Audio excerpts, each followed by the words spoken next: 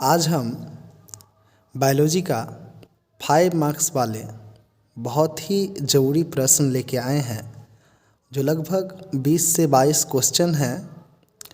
अगर आप इसकी तैयारी अच्छे ढंग से कर लेते हैं, आंसर सॉल्व कर पाते हैं तो 100% गारंटी है कि इस क्वेश्चन से आपको लगभग 5 या 6 क्वेश्चन आने वाले हैं और आपको बनाने होते हैं 3 क्वेश्चन।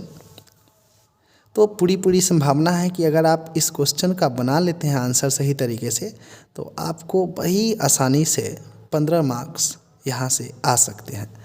तो जानते हैं एक चैप्टर बहुत इम्पोर्टेंट है 12th में, पुष्पीय पादपों में जनन, जिनमें का लॉन्ग आंसर की अगर हम बात करते हैं तो आजकल बिहार बोर्ड जो होता है 5 मार्क्स वाले क्वेश्चन को 2-3 हिस्सों में बांट करके देती है।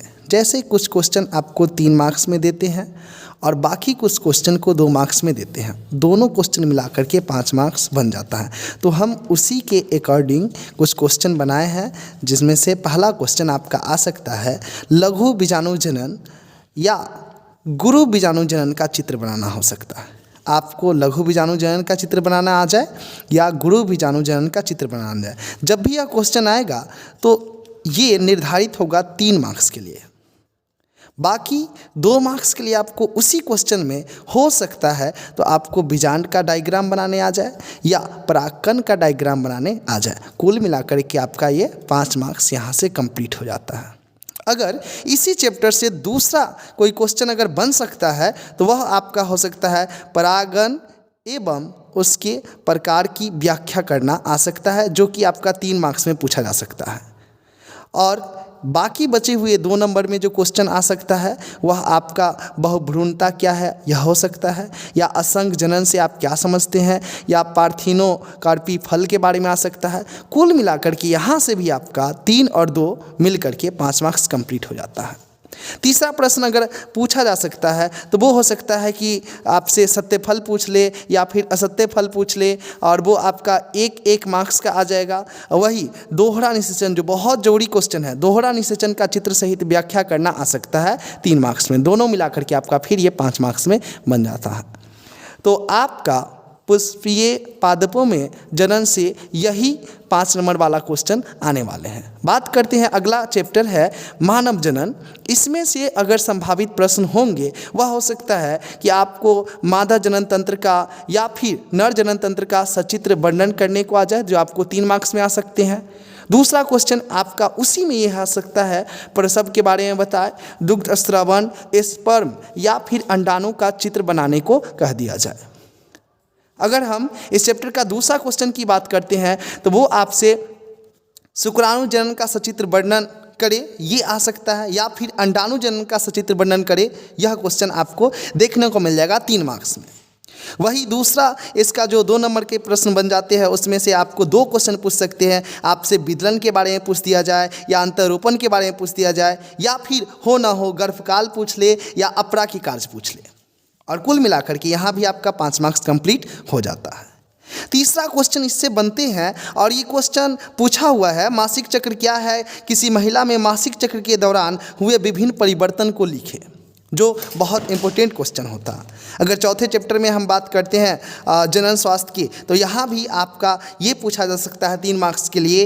गर्भ निरोधक युक्तियाँ में आपसे पूछ दे प्राकृतिक विधि के बारे में, या फिर रोधक जो आप पढ़े होंगे अपने कोचिंग इंस्टीट्यूट में, या कॉपर युक्त हार्मोन हो, हार्मोन के युक्तियाँ, अंतरोपण विधि, रासायनिक विधि, शल्य चिकित्सा, इस सब के बारे में आपसे पूछा जा सकता है।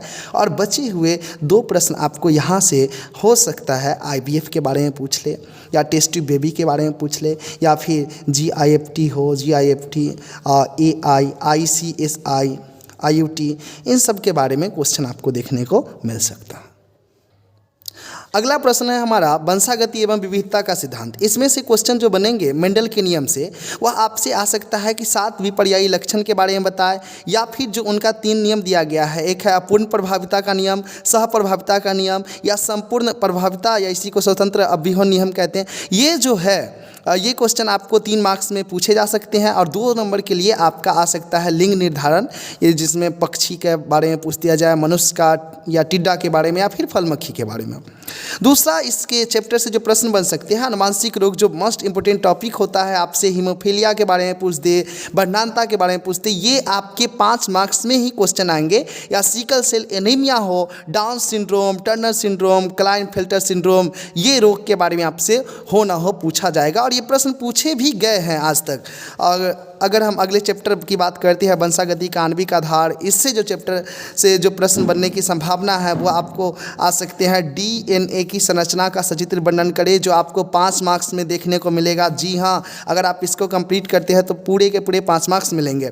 या फिर इसी का एक और ऐसे आ सकता है, डीएनए का एक विस्तृत आरेख बनाकर उसे सही रूप से नामांकित करें। यही प्रश्न आपसे दूसरे तरीके से पूछा जा सकता है। दूसरा प्रश्न यहाँ से बनते हैं, डीएनए और आरएनए में अंतर बताने को कहा जाए।